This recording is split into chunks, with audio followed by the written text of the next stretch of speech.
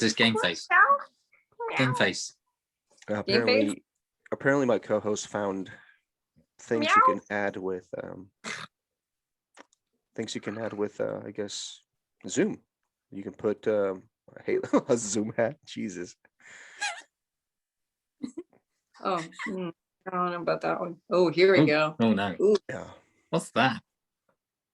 I think it's a bat. This is the stuff we go through before we do the show, guys. Hope you guys are enjoying this, especially you. It's always a serious podcast, as you can tell. Hello. Okay. Oh, okay. Hey. Are we actually recording? Yes, we are. Let me get that off my head. That's okay. There's a couple little seconds we can. This is what I should have worn for the Guardian games, apparently. Really jinx. Yeah. I preferred my hat, but yeah. There you go. Look, for the colorblind society. Society? Society now. Now it's a society. Oh my for the God. colorblind society. It's not a community anymore, it's a society. It is a society. It's a society against Ness. Okay. Oh my God. Okay. Let's begin. Let's be professional. Hello, everybody, and welcome to another episode of the Three Warlocks podcast, episode 31. It's been a while since we last talked to you guys. Last week, we did not have a show. Unfortunately, I was on holiday vacation, but we did have a YouTube video, which was our reactions to the season of the Splicer so far. So if you guys have some time, check it out. Go to YouTube, search the Three Warlocks podcast, and check out that video. We kind of went through some things that we like and kind of dislike about the season so far. Many things have changed, and I'm sure we've had more time to play it. So we're going to be talking a little bit more about that today. We have a really good episode for you guys.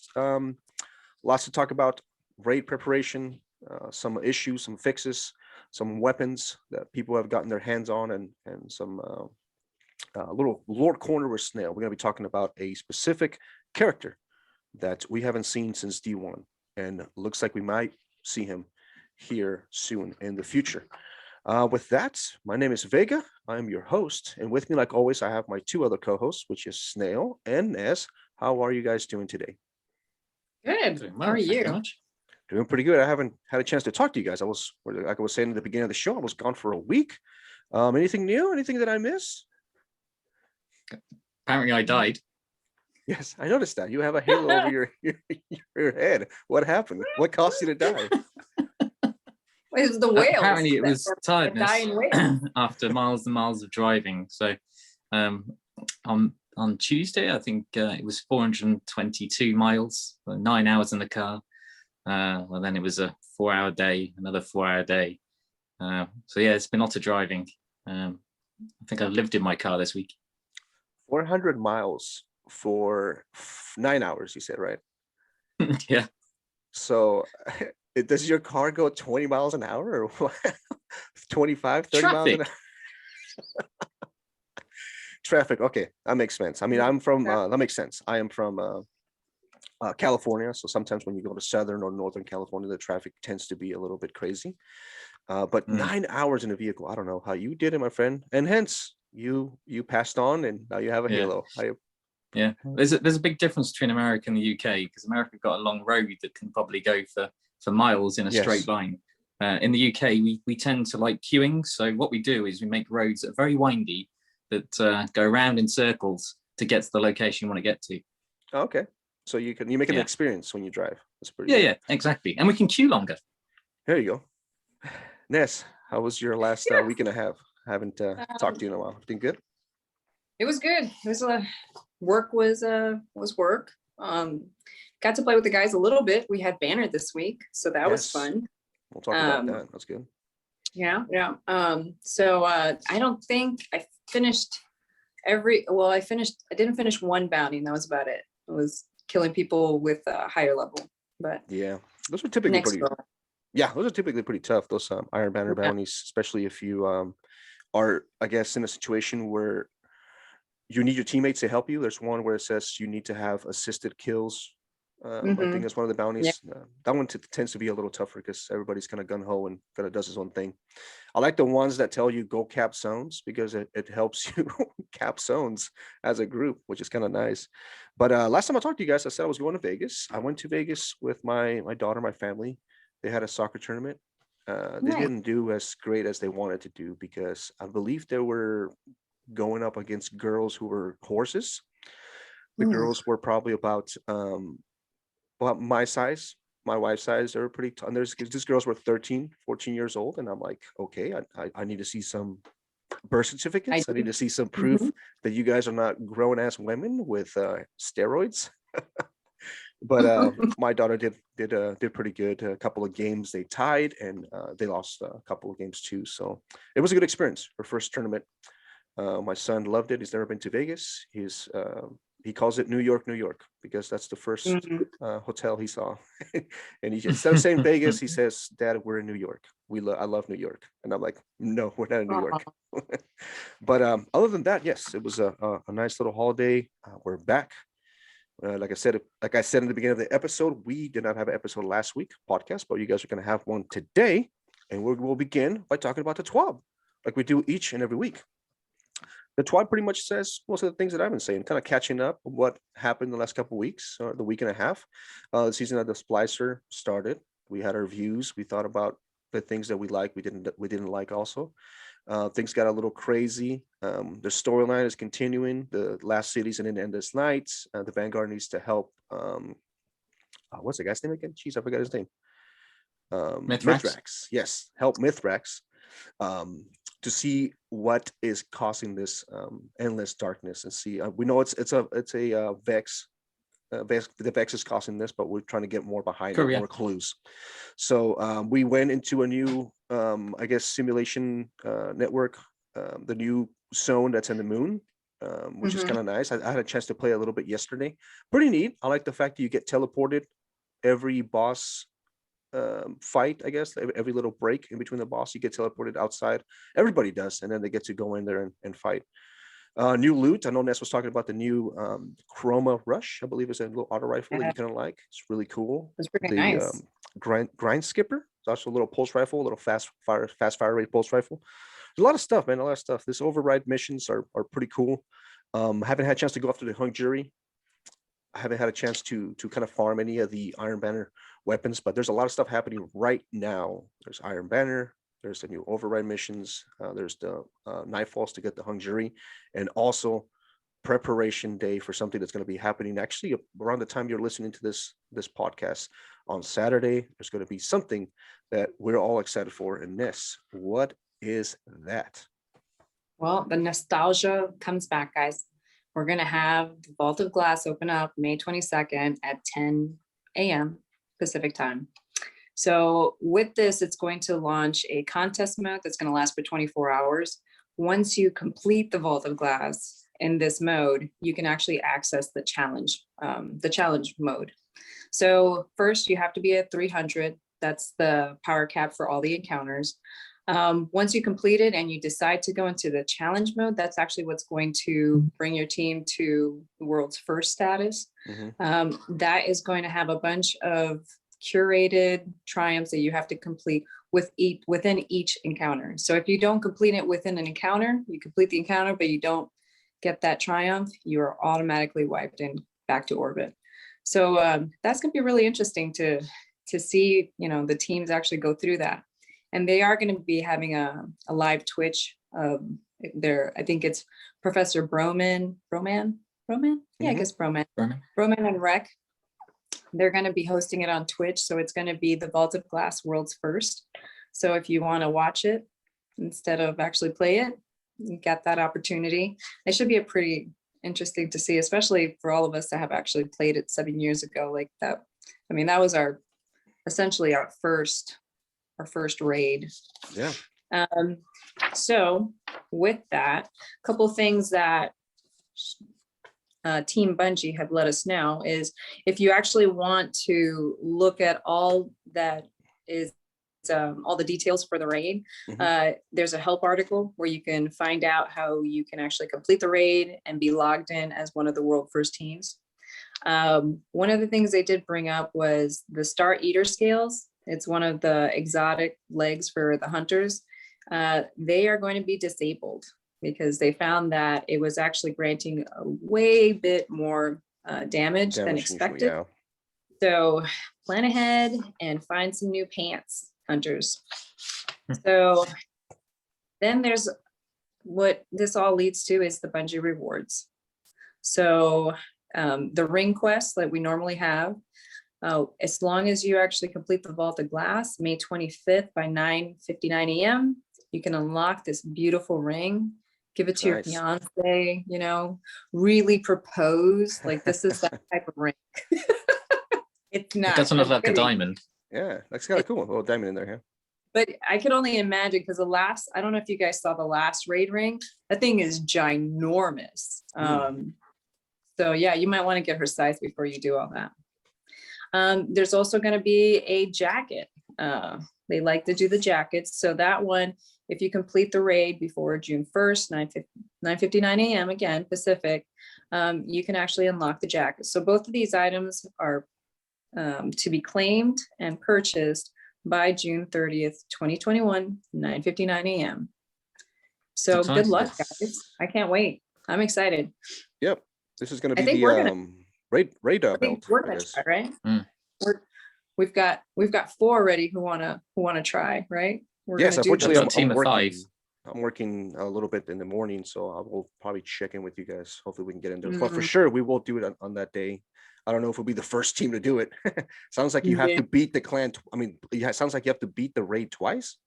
You do. I guess. You do. One. But yeah, I was actually really tripping out of this belt, which is the belt you get for the first team that does it. It's just very reminiscent of the original, playing homage, I guess, to the original team that did it, which is kind of nice. But yeah, looking forward to it, man. This is going to be some great action. The ring is amazing. The jacket, it's great. Love it. Perfect. It's another jacket I won't get. How much are the jackets? How much are the jackets in Aren't they? It was 79 last time, wasn't it? Was it? $79? Yeah, that was like 150, wasn't it? I was trying to think the other day how much it was. Or was it the Guardian coat that was 79? Oh, you know what? I am kind of confusing it. You were having a hard time. You were trying to buy the penguin, but the penguin ended up being more expensive than usual. That is right. The penguin is very expensive. It's £1 million. Yes. That's what? And 3 sheep. Wow. Oh my god. I don't know what kind of currency they have out there. Well, like Ness says, those are the Bungee rewards you're gonna be getting if you complete the raid. There's other stuff you're gonna get when you go into the Vault of Glass. They don't want to give away some of the rewards are gonna happen, but you guys will be able to experience that when you go in there. There was a little action. Some people were saying that there was their friends were joining them for just a brief little second. They were joining them on online. They're, hey, my friend plays on PC, but yet he was with me in the same landing zone as me. So that was a little bit weird. Snail, can you give us a little bit more information on that? Yes. So that was cross save. So they probably gave away what was going to happen by doing that. Yeah. So there was a few hours where we could cross play with other platforms, PC and PlayStation. Bungie fixed it quite quickly. But they do say they squashed it like a bug. It was a bug. Nice. It was a bug. But yeah, so crossplay is coming in season 15. But what they have let us know, which is quite good, really. So from May 25th to May 27th, there's a unique Vanguard Strike beta playlist where we can log on and play with our friends from PC and PlayStation. So they obviously had that working behind the scenes, and accidentally it was working when the launch went live, I'd assume. But nice that they had that plan for this season, because it's a bit of a surprise because we didn't expect anything until season 15. And what is good is that if you do at least 3 strikes, you get the opportunity to earn this nice little emblem, which is actually quite pretty. I'm going to have to go and play that for that, because I have to add to my collection of things that are bright and pretty, and then find a shader that matches. Yeah, it's actually a really good little emblem. If you guys are watching this through YouTube, you can see it. It's, I don't know what exactly it says about crossplay, but I was expecting maybe a cross. I don't know. I think it's 2 arrows. Isn't it 2 arrows going up and down? It looks like 2 arrows and a star, because we're all stars. We're all stars. No. Yeah, we met in the stars. I love You're an all-star. This is good. I love it. But yeah, we do that. Like Snail says, it's going to be available for, I believe, a few days, right? The 25th through the 25th to 27th. 27th. So make sure you jump in there and get that, guys. It's going to be fun. I don't think I have anybody. I have some friends in PlayStation that I haven't reached out to, so that'll be kind of fun to play with them. I don't know. Hopefully they may have something. I know Bungie's testing these things out, but the only thing that scares me is whenever you get different platforms playing Crucible. I'm sure we'll notice the difference there. So I'm sure Bungie is testing things out, and just to give them 2 days just to see how things work out in strikes. I think that's going to be good. Prime and ready, guys. With the end of a month comes a new month, which means new rewards if you have Prime. Ness, can you give us a little rundown on some of those things that we're going to be getting this upcoming month? Well, for this month's Prime, it's going to be the exotic pulse rifle Vigilant Swing, which is my favorite. I love that thing. The Book of the Dead exotic ornament, the Ravager's Ride exotic Sparrow, House of Light legendary gross projection. So I don't know what those other three things are, but I definitely love Vigilant Swing. I thought this was a weapon. That's a sparrow? Jesus. It's a sparrow, Sparrow, yo. My God. Just give me the Vigilant Swing. The skin for Vigilant Swing that I haven't got, so I might have to make sure I get it. Yeah. So just if you have any issues trying to get these, I know that sometimes people have issues claiming these little yum-yums. Just go into the Prime Gaming support article. A lot of the times people don't realize you actually have to go into the website, hit claim, and then go back in the game and go to Amanda Holiday. That is right. Yes, guys, make sure you guys get your rewards. Bungie has been doing a really good job with the rewards lately. It's been things that if you're new coming into the game, what else can you say? It's awesome. They give you a free exotic weapon, to give you a free exotic skin, some at level. Yeah, the level, weapon is always at level. Yeah. Which is nice. That's really, really good. Well, with new season, we also get a little bugs to keep coming in there, especially the last couple of days. It's been a lot of bugs have been really affecting the game lately. But Bungie, I gotta give credit where credit's due. Bungie does do a good job kind of jumping in on some of these things. I know some people may feel that they take their time when fixing the ones that other people complain about, but they're doing a really good job when it comes to their releasing their hot fixes or any kind of fixes that come up during the game. The hot fix, the new one that came out, is the 3.2.0.2. A lot of stuff to go through there, Ness. What are we looking at? Well, it's gonna actually go live May 25th on the daily reset. The first one is actually something that's on the known issues. It's the completing 8 bounties for the Splicer Servitor weekly challenge will correctly reward a pinnacle gear. So right now it's actually just dropping power gear. They're fixing it, or they fixed it, and it's actually going to, or actually the hot fix is going to fix it. It's going to go as pinnacle gear. Another one, I don't know if you guys saw the video. I want to say his name is Aztec. The Energy Accelerant Mod. It was amazing. He actually put it on. He put Telesto on, and there was 2 guardians, not very far from each other, but far enough that you wouldn't think it would kill them both. So that mod is no longer going to increase damage against players, and it's no longer going to increase the base damage of Symmetry, Telesto, Black Talon, and Deathbringer. Sorry, Snail. They also fixed an issue with the exotic catalyst for the sidearm. I cannot say this word. Cryothesia. Correct. Thank you. It wasn't accurate accruing progress through. Okay, so it wasn't accurate. Can we delete that? Not on YouTube. But yeah, go ahead. No, it's live. Thanks. Awesome, sweet. So the progress, it wasn't doing the progress correctly. Any energy weapon was actually giving progress. So they've changed that. No more of that. The Presage. It's a good thing though for us at the moment. Yeah. The Presage will actually drop a pinnacle like it was intended. It hadn't been, so nobody was really doing it. So that's so far, that's the sampling of every issue that they've addressed so far in this hotfix. Yeah, those are pretty important things that the community was not complaining, but they kind of brought up to the attention. I know that's one of the first things I told Snail. I was like, hey, the Presage, for being a new dungeon, it's not giving us pinnacle, but yet, the Harbinger mission was giving you a pinnacle, which was kind of weird. So that's good that Bungie recognized that, and they're going to be taking care of it. That mod, yeah, you know what? I haven't really experimented with a whole lot of mods lately. There was a lot of Telesto in Banner. A lot of Telesto. Yeah, does Bungie even play test their mods system or weapons? I mean,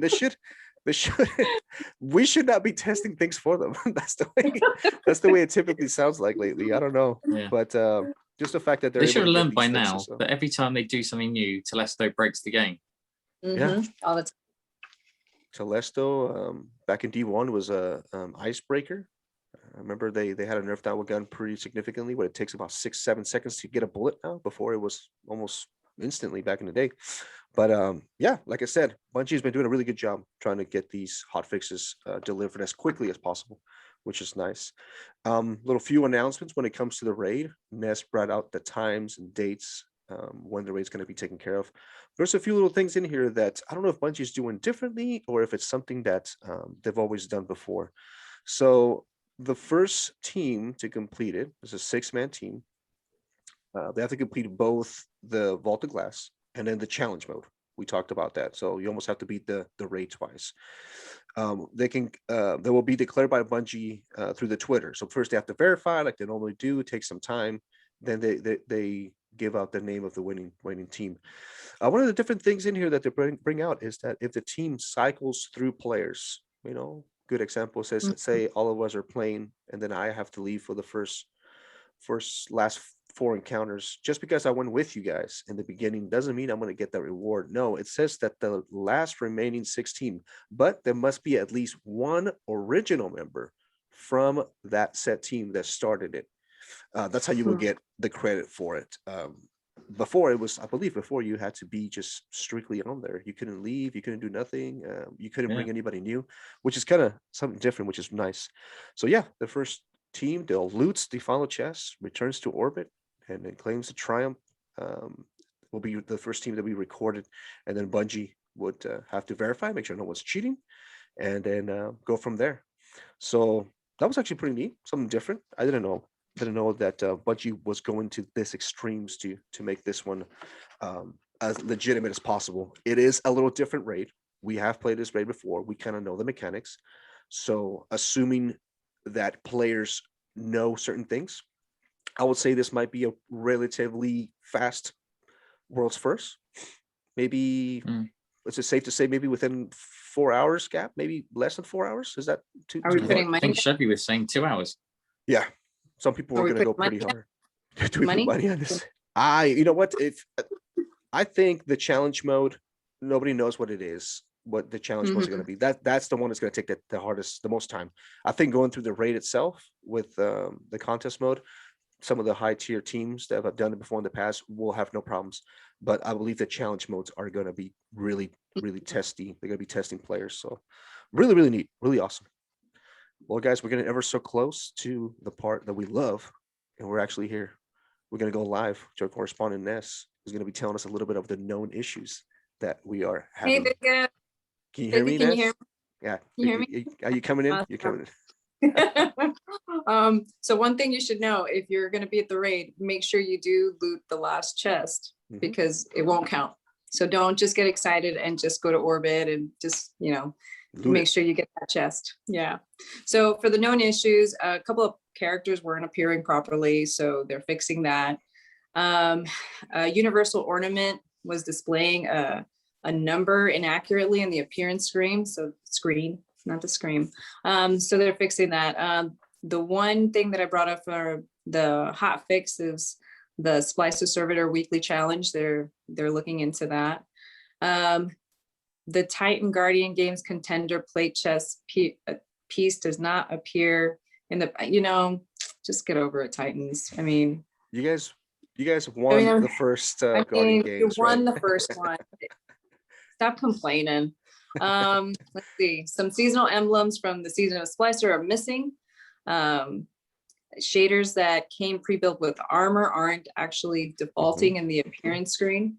And then for those who actually Steam, they're having issues with the join command. So it's not functioning properly. So they're fixing that. The empty tank loss sector. This one was I heard a couple people complaining about this. This one was painful, huh? Yes, it was rewarding helm. Legs were being advertised. Yeah. I heard somebody went through it like 31 times. Yeah. Don't die, Rob. Good job. And a couple of things that like silver buckles and ornaments were missing for the warlocks. Okay, somebody complained about that, guys. It was probably a colorblind person. Yeah, I couldn't see it. Sorry. Yeah, I knew it. I knew it was you. And then a pixelated bar is appearing in game mode on banner. So I've seen that. I didn't see that. So Yeah. I did. I have a really good TV though. Yeah, I said it. You I have a new Xbox. You look so Yours is innocent. dial-up. Oh, okay, I'll give you that. I'll give you that. Gary, my mouse, he's not doing too well. Yeah, I'll give you that. All right, Awesome. Snail, back to you. Thank you. And like Ness always brings out these issues. If you have any questions or concerns, always check out the help forums on Bungie to get any more additional help if you have anything that you've been experiencing. Yes, guys, the TWAB also continues with the actual group of Bungie giving thanks or appreciating the artists that we have in our community. I know I bring out a couple artists here and there whenever we're doing our show, and their expressions are similar to what I say. I mean, the way they describe it is like, holy redacted, this is redacted excellent. You know, they're saying, holy shit, this is cool. This is fucking amazing, you know? So that's the stuff that I kind of go through when I look at the artists, the community we have of Destiny, which is really amazing. They have a couple little videos you can check out in the TWAB as well. And I believe one of them was so damn good that it was featured twice. That's right. If you go back to the previous TWAB, one of the movies of the week was featured last week. And now they're featured this week. And I believe DMG and Cosmo verified that because of that mistake, they're going to be featuring next week 3 movie of the weeks, which is going to be amazing. So now they're going to give somebody else an opportunity to be there. And to that person who won movie of the week twice, did they get another emblem? Because man, that's Favoritism, right? Favoritism. Yeah. It's a good video though. I'm You gonna guys should complain. definitely check it out. Well, guys, that was pretty much the TWAB in a nutshell. Very short, nothing crazy. They're getting more ready for their viewing party. I know that Bungie is going to be getting ready to watch all of the action happening for the Vault of Glass. We're going to be going back and fighting Atheon. That's a crazy name. It's a person we kind of fought in D1. Vex boss. I don't know a whole lot about him. Actually, I reached out to Snail and said, Snail, do me a favor. Do it in the lore corner. Can you give me information on Atheon? And Snail's like, hey, say no more, fam. And he got right on it. So what better way to talk about a person or a character in Destiny 2, somebody that's been there since D1 than Atheon, because we are going to be encountering him or fighting him once again in D2, which is awesome. Snail, Yeah. You have the floor, my friend. Yeah. So when Vega gave me this task, I cracked my knuckles and opened up the computers, multi-screen, and thought it'd be really simple to find out about Atheon. It must be simple. It's been around for a long time. Yeah. Bear in mind, I've not played. Well, I'll tell a lie. I've played VOG once. Didn't get any rewards. We still laugh about that. Yeah. Well, everybody else does. I don't. But yeah. So the first thing I thought I'd do is there must be loads of information in the old Grimoire because he was in that one. So of course I went to the Grimoire card for D1, and the only thing written on it is Atheon has a function. I was like, right, this is going to be difficult. So from there, it went downhill. Yeah, that's all it says. I was like, right, okay. Yeah, so there's not a lot known, but there is stuff known. So I thought I'd cover a bit about the importance of the Vex and why Vault of Glass is what it is, and why Atheon is so important to many respects to our existence. So here we go. So the Vex have been around, and at the start of the universe more than anything else. So when Lightness and Darkness were doing their thing and making the the lovely universe we're in now, the Vex were in the background because they were born out of what was going on, and that's shown in the lore book Patternfall, which is written from the Darkness's perspective. So a lot of what we see in Patternfall has to be taken with a pinch of salt, because obviously it's written by the winner, who is the Darkness. But there is a line that mentions the Vex, but not by name, but you kind of understand their first sort of comings into the world, which is for an eon there was nothing but screaming equation vermin scurrying through quantum foam, feeling ultimate erasure, but they were fearing ultimate erasure, but they were tenacious, and that kind of sums up what they're about. So they are equation people, and they're all about patterns and quantum realms and everything else. It was interesting as I was reading through the bits and bobs about light and darkness, and what Darkness was saying about the Vex, and it was interesting that he doesn't control them. He says he doesn't control them. Again, we have to take a bit of what he's saying with a pinch of salt, because he's not going to tell everything truthfully. But one of the best lines I was reading this was, they're not all mine, not in a way that Amara is, such as my man Oryx are mine. My man Oryx. He sounds like a cool dude, doesn't he? My man Oryx. This is the Darkness. He's down. He's with the kids. My man. It's fantastic. I mean, whoever wrote these original Grimoire cards had a bit of sense of humor, I think. Yeah. But anyway, yeah. But nonetheless, some of those Vex have found their way home, and I guess that's a nod to what we're currently seeing this season, where we've got Courier, who is a cross, really Darkness related, because he was Oryx's Vex, which is why he's taken, and all that business. So there is a bit of Darkness in the Vex. But it's important to note that the Vex are all about survival, and they don't survive by luck. They survive by patterns and understanding mathematics. There's a big piece around oracles. So oracles can see everything, down to a single person's interaction that could cause something in a universe in the future. Well, so they could see wipe somebody out just like because of that one thing, which shows how much they can see. So I think it's really interesting how much they can do and how they can affect the universe around us. And amongst that, we have accounts from people like Pradith. We mentioned Pradith before when we were talking about the Vault of Glass. Yeah. And Pradith said that the Vex have no hope, no imagination, no drive, no fear. All they have is mathematics. All they have is pattern. If it can't be made to fit, then it gets cut away. And it's as simple as that. Which kind of goes down the line of, it's like a deadly robot, really, isn't it? Yeah. If we don't fit their pattern, we won't exist anymore. Easy as that. But they're not all about maths. There is a group of Vex, and then we come to the Vault of Glass, who are slightly different.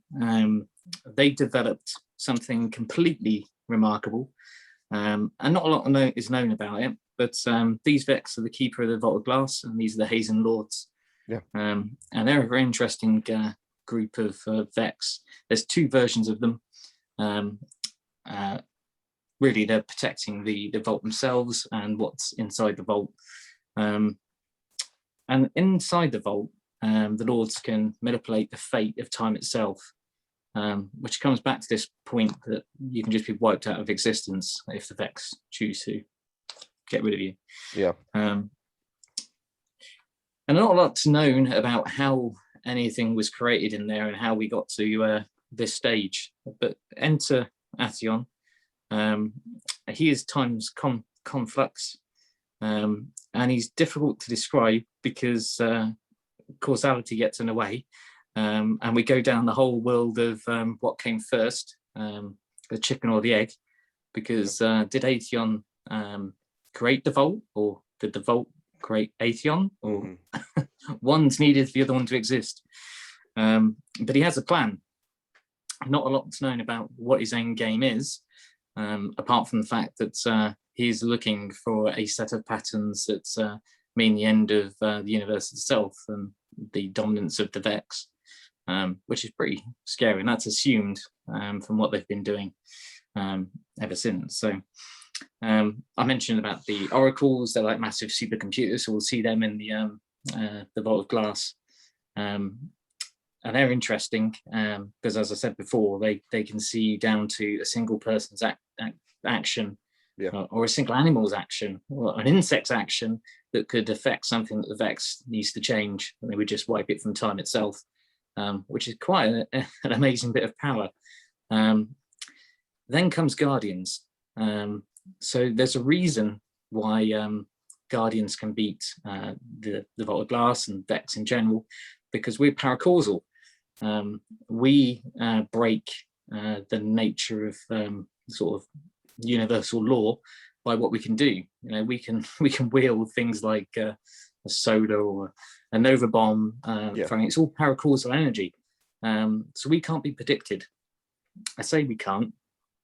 There are some instances, and in fact, in my research, I didn't describe this particular bit, but I remember from the Osiris expansion, it's one of the very first ones I played, that there was a Vex in that, and I can't remember the name of it for the life of me, but he had worked out, he worked out that he needed to wipe out a specific Guardian in order to continue, which we saw in that whole DLC. So they have actually got rid of a Guardian before, but in the norm, they can't, because they can't predict us. We're unpredictable.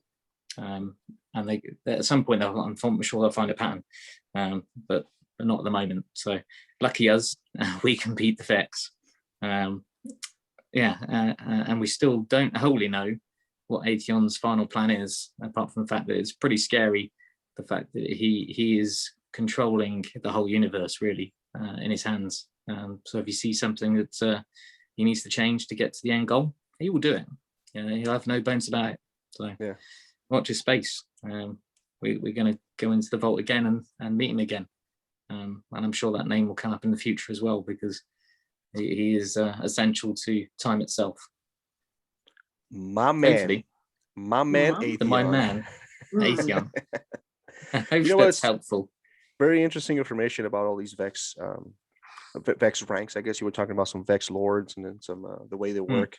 I always assumed that the Vex was more like a virus where they kind of spread to survive, but no, like the way you bring it up, they're more meticulous and more mathematical when it comes to their survival, which is really, really interesting. I just assumed they were more like the hive, I guess, in a sense, where they kind of have to, by numbers, sheer numbers, they will survive throughout the galaxy. But really neat. They can control time. They're like the Doctor Who of our Destiny game. With their sonic screwdrivers and their thingamajigs. And I'm sorry, I've never seen Doctor Who. I figured there was a screwdriver there and a wrench. Yeah. And there's a Roomba. Some sort of hammer. Totally. He's a mechanic. A torch. He's a mechanic. Well, sorry, she's a mechanic by trade, right? I heard it's a girl. Is that true? Well, she's a doctor. Doctor Who's a girl? A woman? That's the last thing I heard. She is at the moment. The new one. Oh, so she becomes a man later on, and then like a can the Doctor Who be a I'm going off the rails here, but this is a good question. Can Doctor Who be other than a human? Well, that's a good one. Considering that he could only be a man, and they broke the what was it? Be a man. Women can be doctors too, Snail. They can. Yes, you're correct. In real life, that is the case. But in the original, what's it called? It's not law. Doctrine of Doctor Who, or the original society said the how Time Lords would work. He could not change sex, but we had to break that, and that's why we've got what we've got today. Oh, that's awesome. Canon. Okay, That's the really quick before we kind of wrap up this episode. Who is your favorite Dr. Snail? And I'll say mine. Go ahead. Oh, that is a good question. Who's your favorite doctor? Matt Smith. Ooh, I like that. Mine's Eric Bana. All right, guys. Thank you so much for joining us in this episode of the Three Warlocks podcast. I'm assuming Eric Bana was a doctor in Doctor Who. He has a doctrine, right? No. Who's the? He's a green doctor. Who's the actual? Is it the Asian actor from Hangover? He's a real doctor. He is a real doctor. Yeah. Yeah. So he's my favorite Doctor Who person. Doctor. Dr. Scholes. I love Dr. Scholes. Dr. Scholes. Yeah. Ooh, I like that. Dr. Scholes. Didn't think about him. Yep. Sorry, Snail. Did not mean to put you on a spot there, but thank you so much. Does me think you'd have a serious question for 2 seconds. I should have known better. No. I'll go back to my anchor. Not with this lot. You should know better. Man, we're definitely gonna have fun doing this raid Saturday, guys. Hope you guys have fun. If you guys have a chance, reach out to us, man. Let us know how you first raid. If you guys are doing your first raid race, let us know how it goes. Reach us out in our various ways of joining us through our Twitters and our social medias. Before we end this episode, I do want to give a quick shout out to a listener of the podcast. He was so kind enough to send me a message on Xbox Live. He listened to an episode where I was kind of expressing my ups and downs with Crucible. He reached out to me and said that he could help me out, play with me, and see if he can provide some sort of help, get me to the goal that I was reaching. I had a chance to play with him yesterday. Thursdays I normally stream, and another clanmate of mine, Godzilla, and I were playing some survival, and we needed a third, so we contacted him. So Next Level Noob, that is his gamer tag. Thank you so much for joining us. Thank you so much for making our night really, really exciting. You are a really good PvP player. Really had good times, and just want to give you a shout out, man. Thank you so much, and we appreciate you guys reaching out to us. I know Ness has stories of people reaching out to her, Snail too. Thank you, guys. We appreciate that. Let us know. Hit us up. Anything we can do to improve the show, anything we can do to improve ourselves, anything we can do with you guys too. If you guys need help and anything that's Destiny related, hit us up. We're more than welcome to play with you guys. Thank you, guys. Episode 31 in the books. My name is Vega. I was your host, and my gamer tag is Vega6417. You can find me on Xbox Live. Also on my Twitter. My Twitter handle is Jasubius. And on my Twitch channel, which is Twitch TV/Triple Vega. Give a little follow, guys. I'm only 10 followers away from reaching 50. And then I can quit my job and become a streamer. My wife is going to kill me. I shouldn't say that. All right, Ness, go ahead. My name is Liness. Liness1 on Xbox and Twitch. Alexis B1 is my personal Instagram, and I also run the Genuine Apathy Instagram. So it's genuine_apathy. Just a shout out to Santa Clan. If you want to play, some strikes during the crossplay, please reach out. And also, happy birthday to Dark Jiggles. Darth Jig. Darth Jig. Happy birthday, Darth Jig. Jiggles. Happy birthday, Sean. Go ahead, Snail. It's all on you. All on me. Happy birthday, Sean. I'm Wooden Snail 2268. I'm yet to find the other ones. When I do, I will murder them and take their numbers. You can find me on Instagram and Wooden Snail 1. I don't know who the other one is. Unfortunately, I can't find it.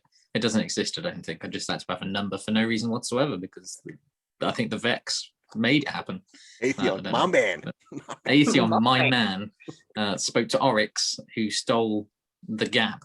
And I now have a 1 instead of nothing. So there we go. I am on Twitch now and again when I can bother to stream.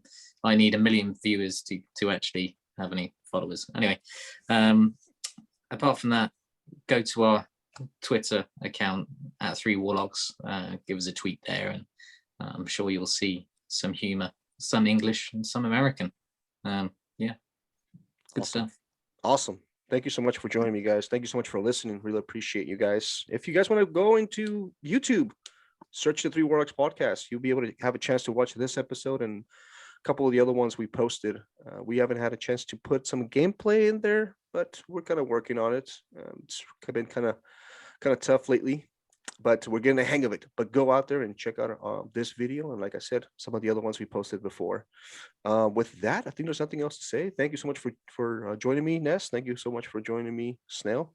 We're going to be getting ready for VOG. Hopefully next week on episode 32, we'll have some good news. Maybe Snail might get his jacket. Maybe Ness might get her ring. Maybe, I don't know. Ooh, I don't know.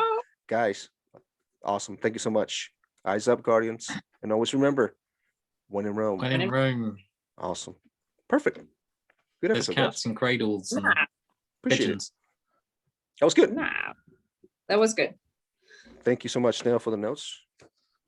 Behind the scenes, guys. Behind the scenes, Snail sends us notes every day. And oh wait, we're still recording? Yes, we are. Yeah. We usually do. We usually have people kind of watch some things behind. I get some comments every once in a while. I'm like, what are you guys doing at the end? I know. Are you gonna actually like go into the podcast and take out my little accidental? Yeah, I normally do. I normally do like little minor edits here and there, but yeah, depends on how it goes. Okay. But minor edits. What? Like you cut off like a second in the beginning, because probably I might put something like, "Don't worry, I'll edit it," and then leave it. You edit that. Don't worry, and then just that. I like that she said. I like the fact they kept the halo all the way through. I like the fact that Ness was trying to like make you laugh while you were doing your lower corner. He was. I'm trying to find a picture of Atheon. I'm trying to find a quick picture of Atheon so I can throw it up there. And when I look down, Ness has a unicorn head, and I'm like, oh, I'm trying hard not to laugh. And then Snail almost lost it. He was laughing. I could tell he was laughing. Right, see the things we go through, guys. Each show, these guys find ways to get us going. Yeah, Snail, you kept that halo all the way through. Your drive was very deadly. I'll take off in a minute. Stuck. Cool. And everybody who joined and watched the YouTube video, thank you for staying so late. Really appreciate you guys. Check out more. All right. Bye. Bye. Bye.